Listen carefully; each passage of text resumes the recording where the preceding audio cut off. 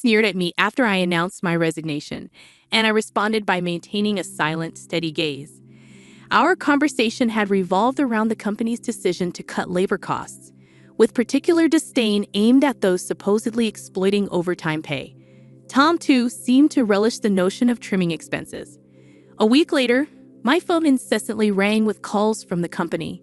Upon answering, the president inquired sharply, "Who exactly are you?"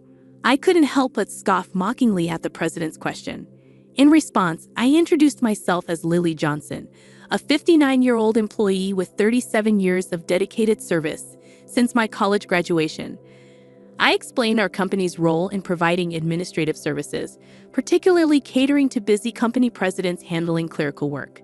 Specializing in tax-related matters, I proudly managed 45 clients, a responsibility that had grown overwhelming despite the assistance of a part-timer. Despite the challenges, I couldn't show any sign of weakness. Our clients were long-standing relationships, and their adversities fueled my determination. Today, as I sat in front of my computer, the relentless harassment from Tom and Emily weighed heavily on my mind. Tom, 7 years my junior and now the head of the tax department, had drastically changed his demeanor 3 months ago upon promotion. His once polite tone was replaced with condescension and complaints, making every interaction a struggle. Even when I countered, he remained unfazed, instructing me to consult the manual for guidance and warning against unnecessary actions. Emily, Tom's assistant, joined in the harassment, criticizing my efficiency and mocking my rank and file status. Despite being the first to decline a promotion to department head, a fact unknown to Tom and Emily, I committed to completing my regular duties.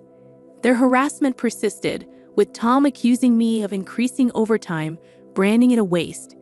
Emily echoed his sentiment, sighing as she claimed my constant overtime was dragging down the entire tax department's performance. The recent cause of my overtime was Tom unexpectedly leaving a month's worth of client files on my desk to be filed by the end of the month after work. My face drained of color as I glanced at the files before me. "Wait, these all have deadlines this month, right?" I uttered in confusion. However, before I could grasp the gravity of the situation, Tom was already packing up his desk, completely uninterested in addressing my concerns. "I'm heading out. Take care with that," he casually remarked as he swiftly left the office, leaving me with a pile of urgent tasks. Emily followed suit, adding insult to injury with a mocking laugh. The incredulity of the situation weighed on me, and I sighed heavily as I opened the client files scattered on my desk. To my dismay, some of the files were originally Emily's responsibility. The realization deepened my sigh. I understood why Tom had been subjecting me to relentless harassment. They wanted me to retire quickly. My extensive experience and deeper knowledge in taxation made me a preferred resource for other members of the tax department over Tom. Tom's unapproachable demeanor and unattractive appearance made everyone, except Emily, avoid him. It seemed Emily's proximity to him was strategic, driven by Tom's preference for younger female employees. The shallow nature of their thinking sent a chill down my spine. Emily's harassment was not just a personal vendetta. She aimed to curry favor with Tom, the one evaluating the tax department's performance. Despite these challenges, I had to manage the declarations. Alongside preparing tax declarations for my assigned companies, it seemed today's workload was far from over. However, claiming overtime would only invite complaints from Tom and Emily, leaving me resigned to the prospect of unpaid extra hours. Then, unexpectedly, I received a summons to the president's office. Our company had recently undergone a change in leadership due to the former president's sudden illness. The new president, the former president's son, wasn't fully acquainted with our company. As I entered the office, I noticed Tom and Emily with unpleasant smirks on their faces. In a tense atmosphere, the president dropped a bombshell. "Lily, we'll need you to resign by the end of this month." My mind spun as I asked for clarification. Tom and Emily had apparently accused me of overbilling for overtime, citing that while others had around 15 hours, I had exceeded 80 hours. The president, oblivious to the true circumstances, seemed impressed with Tom and Emily's zero overtime. The reality of the situation hit me. The inflated overtime was a result of doing Tom and Emily's work. However, revealing Tom's instructions would risk portraying it as my own inability to manage time effectively. I presented the facts, asserting that I hadn't overbilled for overtime but struggled to finish my workload within regular hours. The president sighed deeply, expressing doubt but acknowledging the lack of evidence to pursue the matter further. Nevertheless, he insisted that they couldn't retain someone working at such a slow pace. Resigned to the situation, the president suggested my resignation, and it seemed his mind was made up. Told to leave the company I had devoted 37 years to, I felt a weariness settle in. Despite my dedication, the additional workload from Tom and Emily went unappreciated. I agreed to resign at the end of the month, acknowledging that I had already communicated my decision to the president. As I glanced at Tom and Emily, their vulgar smiles reflected satisfaction. Leaving the president's office, Emily taunted me with a sarcastic, "Thanks for quitting," her sneer cutting through.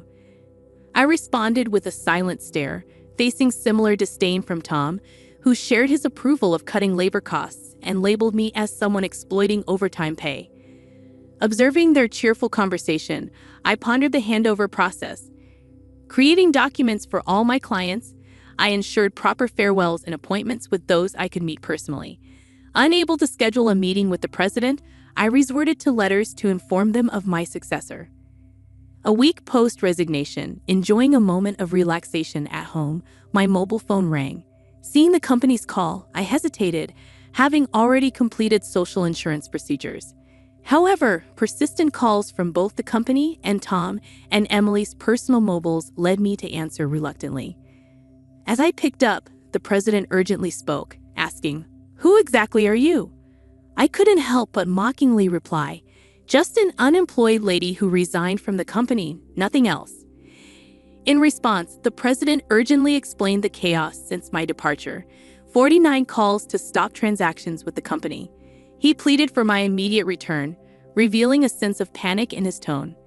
Reluctantly, I rose from my seat and made my way back to the company. Upon my arrival, I found Tom and Emily waiting, their faces notably pallid and dark circles underlining their weary eyes. Surprised by their drastic change in appearance, I inquired about what was happening.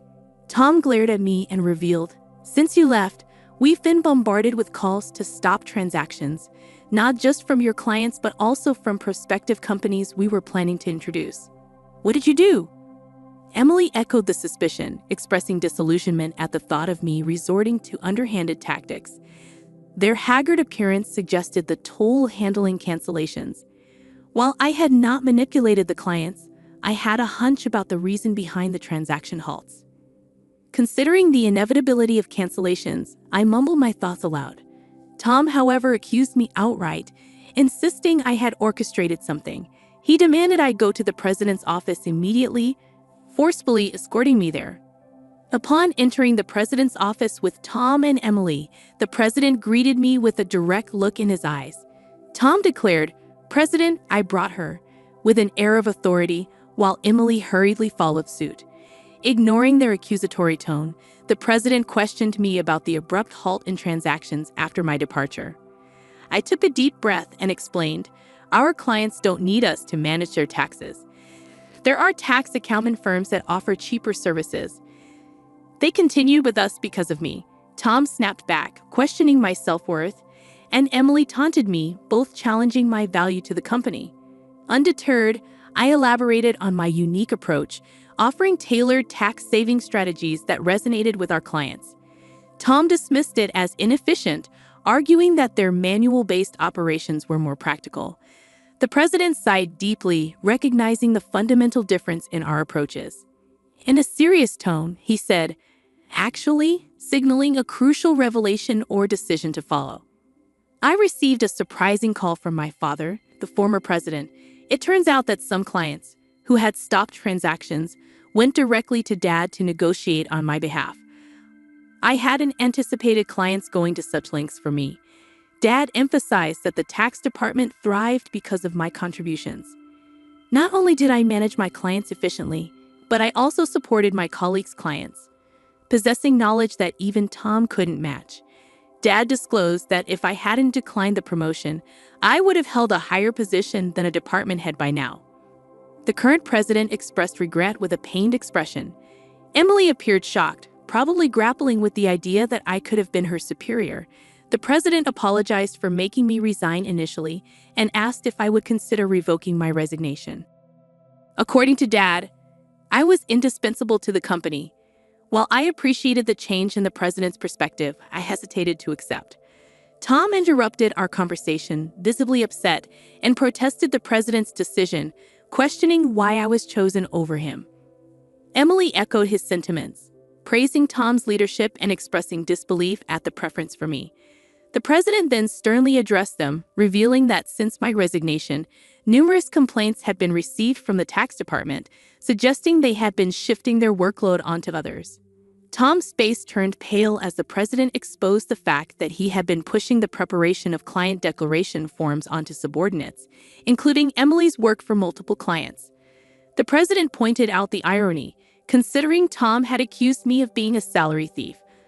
Observing Tom and Emily's pale expressions, the president continued by revealing an alleged leak about their romantic involvement.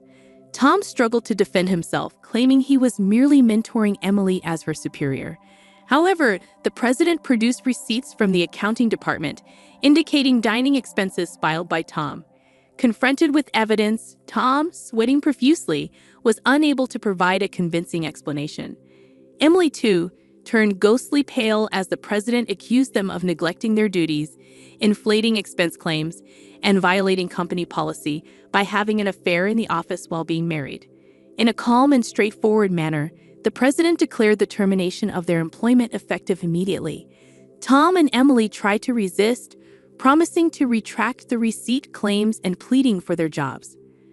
"I have a family," Tom desperately pleaded, attempting to reverse his termination. Emily echoed his sentiments, tearfully expressing her fear of being fired. She promised to apologize to me and others for burdening them with work, realizing the gravity of the situation involving neglect of duties and an affair with a supervisor. Concerned about her reputation, she implored for a second chance. Sensing their desperation, I offered advice. "Why don't you stop resisting? It's undignified," I suggested. Tom glared at me, retorting, "Shut up. What would a single person like you understand?" I sighed, reminding him, "Tom, you were the one who got me fired. It's just karma. What goes around comes around. Why don't you take some responsibility and reflect a bit?" Frustrated, Tom looked away, while Emily bit her lip in distress. Aware of more details about their misconduct, I turned to the president, asking with a smile if I should share them. Tom and Emily frantically tried to stop me, fearing further exposure. I issued an ultimatum, warning them that wrongdoings would eventually come to light, urging them to face reality before it worsened. At my words, both Tom and Emily collapsed to their knees, and the president decided to fire them on the spot. Later, I revealed more about their misdeeds, including Tom faking business trips to spend days with Emily and their insidious tactics of harassing disliked employees into quitting.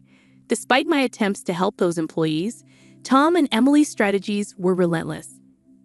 They repeatedly reprimanded and pressured employees out of my sight, often assigning sudden tasks with tight deadlines. The resigned employees had initially asked me to keep quiet, but since they were now happily working elsewhere, I decided it was time to speak up. The president, furious at my revelations, expressed anger about cutting Tom and Emily's final salary.